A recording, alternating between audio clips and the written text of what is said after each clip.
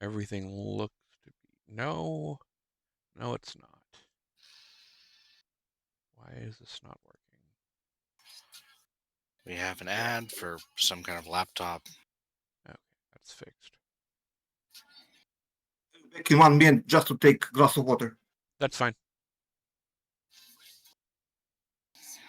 And Red Bull.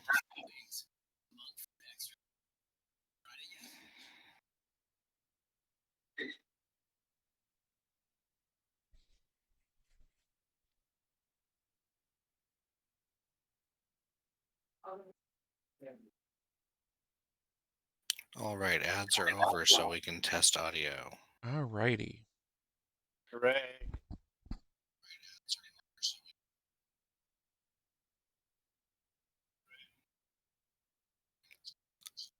Aleksandar, when you're done with your I don't know if he had drink, to say step thing. away to get a drink of water or if he... I'm back All right. just to move something around in the room. Mm. Okay. Okay, everybody is coming through clearly. Excellent. Yes. Can you just send me the link of where you are streaming? It's on Twitch, if I understood. Okay, just send to me. I just want to take a look. Adam should be putting a thing in general to let everyone in the Discord know. Okay. Turn this down.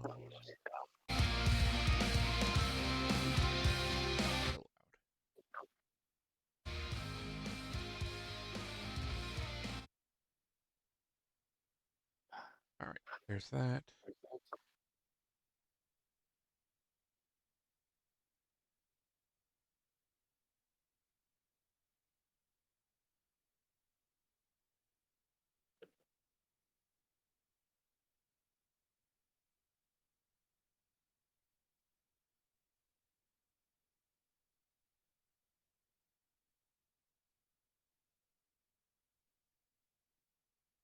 There we go.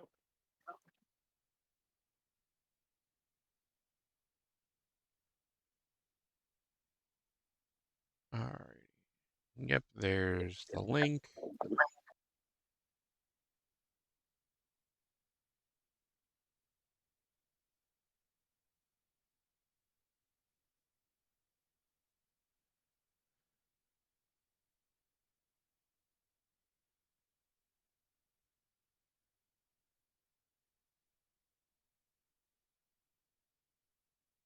Live.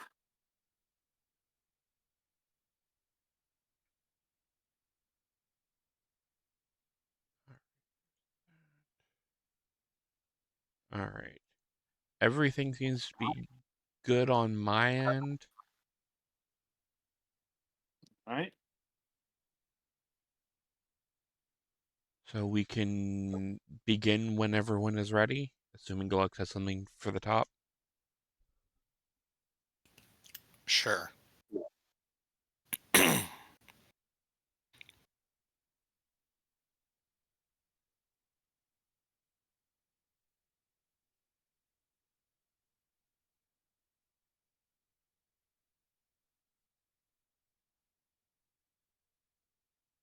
All right, we can begin in 5, 4, 3, 2, 1.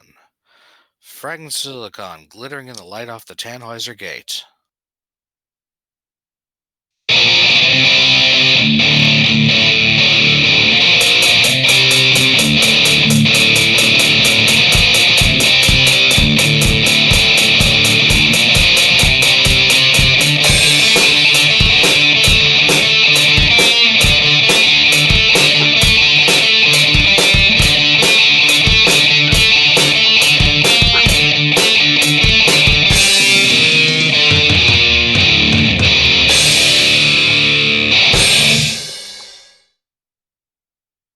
All right. Welcome to another installment of the Fragments of Silicon Daylight interviews. First one of these for the 22nd season. And joining us this week is Aleksandar Jovanović of Alkonost team. I hope I pronounced that right. Almost. Jovanović, but yeah, you was correct. 99%. That's good. That's good. Better than some other names I've had to handle, in times previous. Anyway, so how we like to get started is we like to get to know the people behind the studio, the game, and all of that business. And we begin with this particular question. What got you interested in video games, both on a personal and a professional level?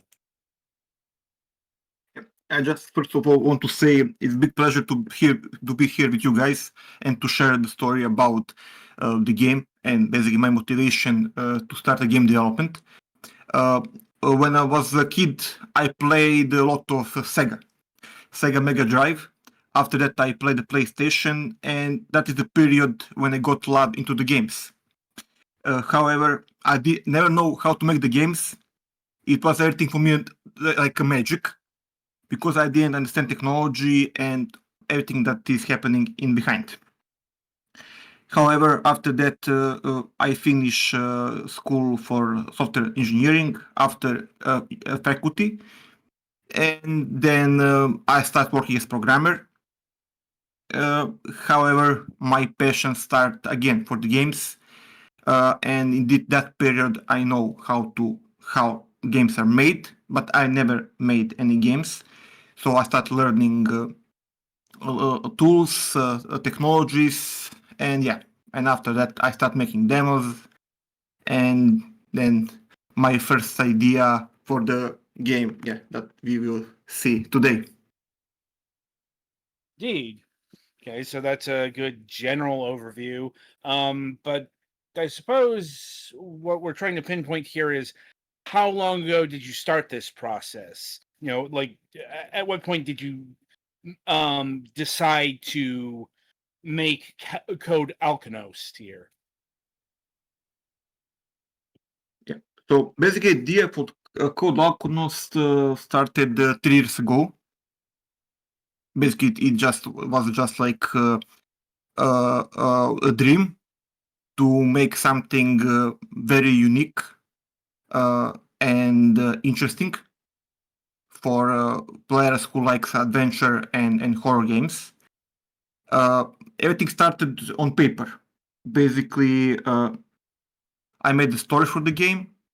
I made few concepts, but after some time, I realized that my idea was so ambitious, like too much ambitious, that this I couldn't handle, and that I couldn't find the people to make this type of game with on that level. Basically, Code Alkonost at the beginning was a very action-oriented game with many features that you will see in AAA games.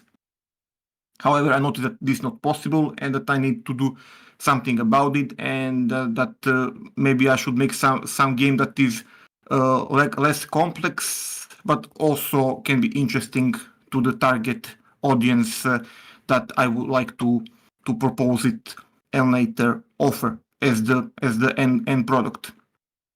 So then I start changing the game design, and I took inspiration from some first-person games with horror elements like Amnesia.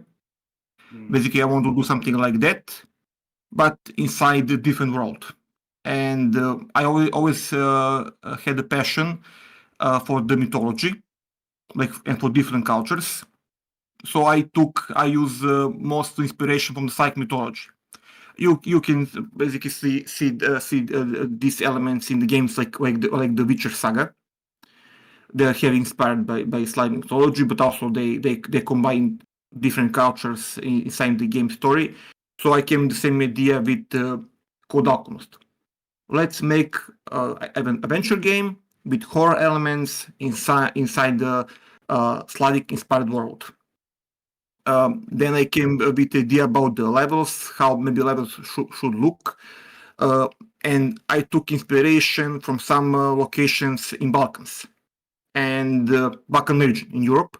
and also I take some inspiration from the old movies that I watched as a kid, mostly movies that are created during Yugoslavia. So it was very old movies that have this like old school horror vibe. So basically, using all of this, I design the code Alkonost. I meet the guys who helped me to make a first demo for the game. So basically, in these 3 years, we have 4 different iterations of the game demo. And yeah, first demo, then we start going to indie events to show what we done, what we develop. And during these events, they mostly happen because we are based in Serbia, so we went to Belgrade first. After that, we went to our country, neighbor countries. We've been to Croatia, to Dubrovnik, and basically we showcase what we done to different experts in the game development and also end user. We did some online presentation of the demo, and basically we collect feedback and also a wish list, so we can make our game like more visible and more interesting to the target audience. And then should I continue, or maybe you have some questions now? I mean, certainly. And I suppose it would be right to start at the top, so to speak, or that is the title. What is code Alkonost referring to exactly? Because that might be something that's known in Slavic culture that might not be very prevalent elsewhere, or something like that. Yep. Basically, Alkonost is the creature. It's a type of demon, half human, half bird, from the mythology. In every mythology, this being, this creature, has different name, different meaning. But inside mythology, Alkonost is someone who is bringing people inside the underworld. Mostly dead people. So when they die, and if they're not going to heaven, they will go to hell. And Alkonost is someone who is your guide there, and basically moving a human soul from one world into another. Now, like inside mythology, we can basically the whole concept is consisted between 3 different worlds. So you have this heaven, human world, and underworld. And basically, a game is covering human world and underworld, and this road between these 2 worlds. And code in the name of the game means like a mystery, behind the Alkonost. Basically, you need to decrypt what is Alkonost exactly doing during your adventure. So the mystery is, what is Alkonost doing, and perhaps what is the creature in actuality? Because Yes. Okay, makes sense. But I think something that should be focused upon and emphasized is, you see a game like this from an indie developer, first person, spooky. People tend to think that it's something directly in the mold of Amnesia, Outlast, a whole bunch of indie horror games, and that is emphatically not the case. Correct? Yes, it's like we use different approach. It's inspired by similar by those titles, but it has a different approach. Like, from what I've been able to glean from like screenshots and trailers and all that stuff, is like there's actual combat in this game. So how does that work?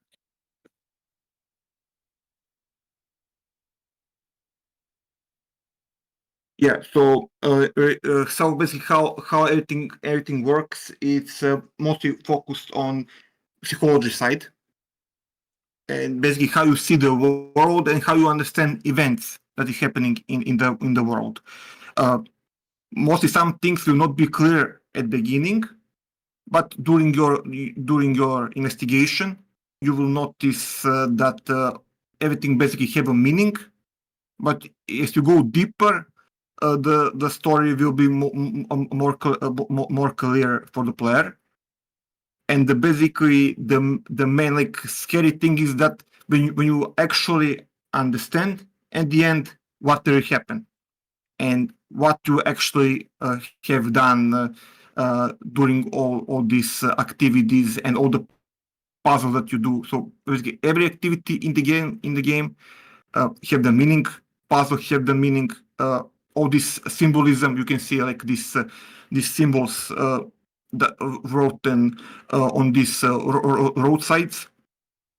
They have some explanations, something that will make a story more clear while you completing game and like solving all the quests. So that was like the focus of it, like make something that is scary, but based on that, if you understand that, if you understand the meaning behind the content. And along those lines, there's apparently a fear effect meter attached to, well, I presume your character's psychological progress, or as in I presume it works like, say, Cthulhu mythos, where the higher or the lower your sanity, the more things get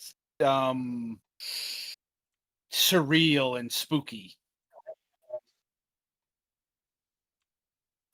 Basically this sanity mechanics, it's like fear mechanics, like fear effect. It's based on psychology of the main protagonist of the game, so the person that you will lead.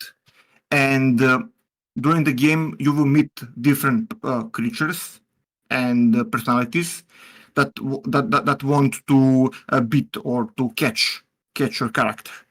And this antimatter is basically some type of warning that you can lose your conscience if you don't run on time, which make games more complex and harder. However, you will have one of the key items in the game. We call this item the Lada Star, and this item will help you for some time to be hidden from the enemies until you figure it out what to do and basically how to run from them and where to go. Okay, like that does sound interesting, and don't really have too much more to say in that direction, if only because that's the kind of thing you need to experience to really get the full effect, so to speak. Right. So I suppose this time has finally come. Knew it was going to happen at some point. Maybe this is the first time. It's definitely not going to be the last time. But we have to talk about generative AI, because according to the Steam page here, apparently generative AI was used pretty extensively in at least the initial crafting of some of the elements here, like apparently like voices, 3D models, images, all had AI as a base, and then according to the description here, refined through manual post-processing and or further enhanced and polished by your team. So I suppose I have to ask, what does this mean exactly in terms of refining and polishing AI generated images? Yeah, we use AI for some of the concepts that we done in the game. Uh-huh. So, like for example, we use AI for the cutscenes that you saw at the beginning. Basically, these images that are changing, and you hear like some narration there and like some explanation what's happening and etc. And also we use AI for some voices in the game. Basically, why we use AI? I think initially we use it because we are making a prototype. This version of the game that we was making, we plan to prototype it and after to pitch to some investors, like to make a bigger project from that. But at the end, it's up only with AI because we couldn't find investor on time. We basically spend the money that we had for the prototype, and after that, we only polish this prototype to make it as best as we can and publish the game. I think that AI, like people have mixed opinion about the AI. Some don't like it. Something is the future of the gaming that it like make game development easier. I understood from some point. Okay, maybe you can use some generated content, but after that, refine this content. You know, like try to improve it, try to make it better. For example, for the voices, we use filter in each. We did some like changes in the voices of the characters. Depends if they're in the cave or they're near the river. So basically, you know, if they are basically on their position and location, we adapt the voices. For these images, basically artists did many hand drawing over the generated images. So at the end, we don't have like this like AI feeling, but still, you know, if you like familiar with technology, you will notice that basically this was not a real person. It just generated voice, but yeah, it helped us to make game much faster and test ideas that we want to try with the testers during the game development process. I'm like, certainly a controversial approach, I won't lie, given that, yeah, AI is the talk of many creative circles. I mean, we've certainly had it amongst our staff and with other guests, not just on this program, but the other program. Like, but at the very least, it is important for us to talk to the people who use these tools to understand the mindsets. And with that in mind, I suppose a simple question arises here, but an important one nonetheless. Would Code Alkonost exist without these AI tools? Like if we had like different budget range, because we made this game for $40,000. But if we had like different, maybe if you have maybe $100,000, $200,000, probably we will not use AI. You know, like we could make a game without that. However, when you like time box of 7 months, yeah, we need to use AI because without that, probably 30% of the game we couldn't finish on time. So yeah, in that way, AI help us, and probably it can help someone who want to make maybe something ambitious and like to prototype and maybe to showcase, because we see this game as like some type of advanced prototype that we want to improve in future, make it better, and like make the less AI content. So I just thinking, if you use AI, use it for learning, use it for something that if you're missing something in your team, like some role, or you don't have time to do something or to implement something on time, then I think it's okay to use AI to like cover these things. But if you have enough time and budget, try to make a game with less generated AI, because at the end, as you said, it can be very controversial, and it's like a big risk for the end product. But I think that everybody should be transparent about that and not to hide it, because now you have like many games with double A, like budget that is like 1 million or more, that they're using AI, but they're like not transparent about that. So like I try, just you need to be transparent, to be honest with the players, but they're gonna offer. Many will not. Some of them will not like it. Some will appreciate it. But at the end, you're trying to make something, and to make your vision come true. Once again, it's if nothing else, it's an interesting perspective.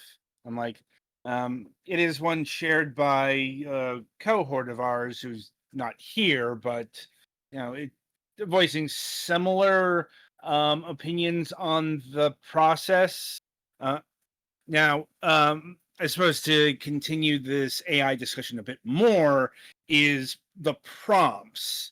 Like, a big source of the controversy is, what is this AI based on? Like, did you, is it based off of, for lack of a better term, stolen material, or did you like use your own work to train the AI? Basically, design using our own material. Yeah, basically our ideas, our concepts that we put on the paper, and based on that we generate the game content. But yeah, now you talking about that, like many tools, I don't know, like maybe this Mid Journey or ChatGPT. Yeah, they're all using content from the internet, and nobody can say for sure. Yeah, like this is like allowed to be used. Have like this license that everybody can use. I think that these current tools cannot give you warranty about that. And if somebody made some art, and now you are now using AI to make the similar art, probably this person will not like that. But now, how you will know if somebody is using maybe my images or my art? It's very very hard to find the inputs that are used in these AI models, because they are very huge. In the background, you have like 100 processes that are happening. But yeah, I think there should be like some rules about all of this. So people don't need to be worried, because at this moment everything going very very, very fast. We don't have any regulations about this, and in which degree you can use AI and for what. Like my opinion, if like using AI and what you generate, put in the game like directly without any without any edits, like originally from the AI, what AI gives to you. I think everybody will not notice that. But yeah, still there are not any regulations, and people like using AI all the time. You can see like in some small games, I don't know, for PC, for the consoles that are releasing every week. Basically, the poster for the game is made in AI, and actually, I just think that people need to have some limit, in which degree you are using, and that is it. I mean, there's no sugarcoating that, from most people's perspective, those kind of AI games are nothing less than an infestation of slop. Yeah. So, because all it is just a bunch of stolen work, cheaply assembled. Not much different from the asset flips of yore. Right. So, and there doesn't seem to be any sort of solution for, especially on consoles. Like the Nintendo eShop is just absolutely clogged with this stuff. So I'm not exactly sure what the path forward is on this matter, but I guess time will tell. Right. Yeah, basically, in my opinion, some type of games you can generate fully using AI, and then you need to assemble like all the parts. And for example, 2D games you can implement very fast. Probably I mean, you you need to do. can. That doesn't mean it'll be good or worth playing. No, I'm not saying that. Just if you want to make a 3D game using only AI, at this moment it's not possible. No, it's like maybe you can make to some degree, but to make fully fledged 3D game at this moment is not possible. Basically, maybe you can go to some state of development, but after that you need people to finalize that. But with 2D games, it's a different story. 2D games, you generally can handle 80% of more of the project if you know how to use AI prompts and everything behind it. Mhm. Anyway, I think we should probably move on from this particular conversation and focus on something else. And that would be so the game has been out since January, from what I can tell. How has it been doing on the marketplace these past 6 or so months? Yeah, at beginning game peaked. We have like uh, m- many players during this time. So basically now game until now game had around between 5 and 10,000 players. If like including all the sales, how many people, if also calculating how many people played the demo, basically we have more. But it's you don't have like these numbers like for on AAA games. It's far from the 100,000 player something like that. Still like very far from that. But what is for me like, most useful here is what you learn from this process and publish the game, and basically seeing that you as indie developer, you're not visible. Basically, you're like very small in very huge market. I can maybe compare it like you are in the sharks, and now you need to you as a small fish, you need to find a way, how to keep up and survive. So yeah, it's you can maybe get rich from this. Probably you need to do more projects and later find publishers. Find some partners that can boost all of this and help you.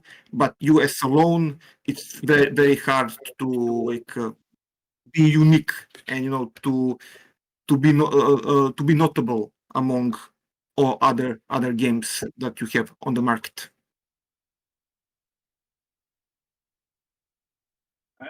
Yeah, that is a familiar refrain we've heard from many developers um, who appear on our program.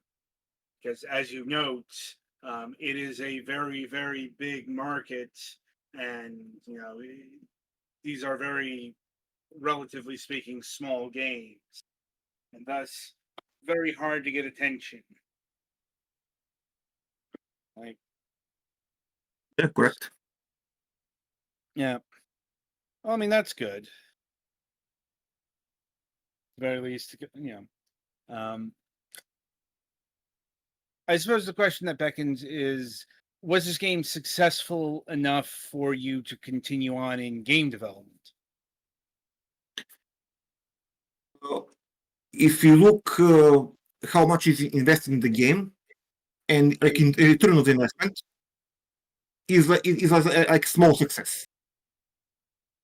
So basically, everything that I invest, I return.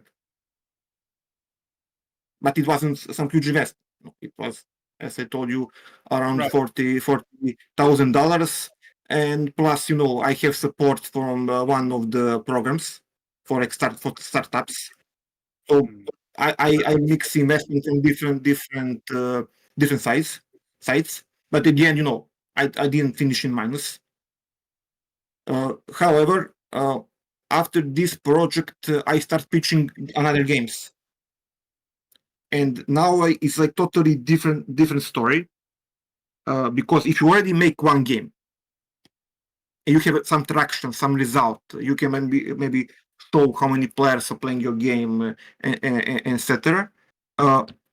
I came with the idea for multiple new projects, which now open me a door to make something new, something different, based on what I learned from this experience.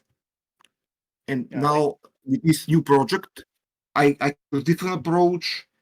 I maybe can make a next hit, because now I learn from this. I see all the mistakes. I was aware that if I did some change on the time, or maybe if I know how to find investor while we're making this prototype, we could make much better game. But now we will start with doing different projects, which are basically came from the results of this game. So you have something behind. You have something that in your portfolio. Your team already made something. Now, like you now like more interesting to publishers and to investors, because they will know that there will be a small chance that this will fail, because you already have experience with game development. And with Code we didn't have experience. It was first project. And I suppose my final question for you then is, can you tell us anything about your next project? Yeah. So the next project, what we keep for next project is only the world that we made the game. So mostly players like the Alkonost world and all this concept behind it, all this atmosphere and vibe. So we will keep that. However, we'll make a totally different game. This game will not be survival horror. It will be RPG, and it will be pixel art top-down RPG. The game will be very similar. You probably know about Evil Dead movies. Yeah. Army of Darkness. Basically, I took inspiration from that movie, and the main character will be like very very bizarre and unusual for this type of games. Basically, you will play as a basketball player who will finish in this Code Alkonost world, and now he need to figure it out how to escape from there. And during his adventure, he'll meet different creatures and the other protagonist of the story will help him to achieve his goal, and at the end escape this underworld and dimension. So yeah, this project is now is in pre-production. I cannot still say exactly what is this about, because this project will be founded by one major publisher, and basically in next maybe 1 month or two, probably we will announce it if everything's at the end go well with the publisher, and basically they provide us first part of the budget to make a game demo and game prototype that we will later showcase to different events and to audience.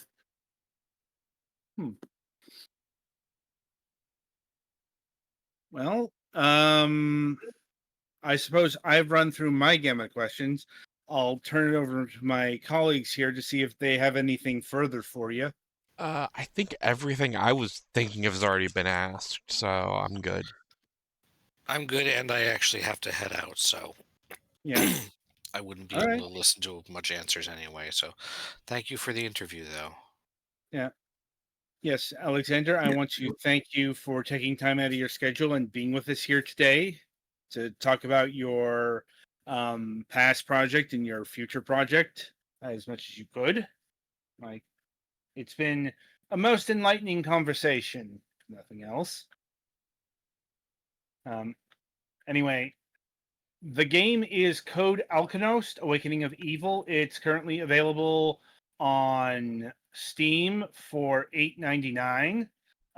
It has a demo, so you can try before you buy. And as previously noted, it does contain AI generated content, so that is definitely something to be aware of. So be sure to look into it today. Anyway, so yeah, that'll about do it for this installment of Fragments of Silicon, and be sure to tune in next time for our next Sunday review show. And until then, I shall wish you good gaming.